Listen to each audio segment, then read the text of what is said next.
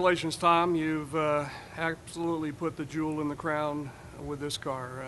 I've decided to make this disc so that you'll know all the intricacies about this car and starting and just how to take things, the hood off and so on, so that you don't run into a problem.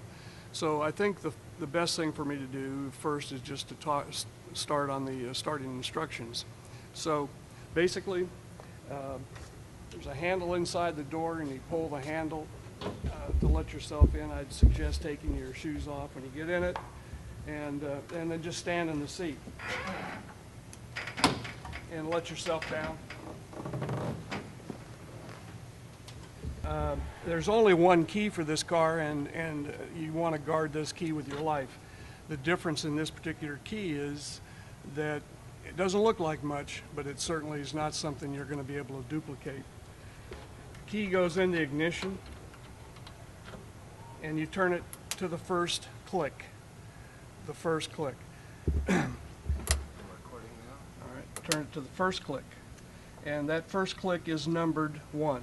Your electric fuel pump. When you click it on, it will start clicking. Let it run. Leave the fuel pump in the on position. With your left hand, you want to make sure you're in neutral. You're going to reach up underneath the dash, and you're going to find a handle that's sticking straight out at you, and it has kind of a serrated edge to it, feel to it. What you're going to do is you're going to push down on that handle, push straight down towards the tunnel. That's the starter for the car. It'll start immediately, and again, just leave the electric fuel pump in the on position. Your handbrake is located on the right side, and it's a grip kind of handbrake. You pull it, push in on the grip, and let it forward, and that allows you then to move the car. You lift up on this to put the car in reverse, and make sure you always put it back in place when you're then moving the car. You never want to go, obviously, into reverse. If you are at a concours and are being judged, they're going to ask you to see the lights. You turn the switch one more click to number 2, and that will give you your lights in the front. On the right-hand side is a stick sticking out straight out at you. That's your high beam, low beam. High beam, low beam. Okay. So that's basically, the starting procedure. The main thing is that you understand that you reach up underneath the dash, grabbing a hold of this stick, and you push straight down on that stick, and that is the starter. Okay. And you just release it, and that releases it. Lift up on these and turn them to the back. That way they don't touch.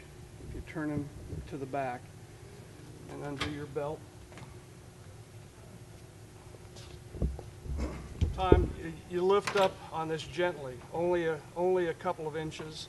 Put your hand underneath and another hand over here, and pull the hood back towards you gently.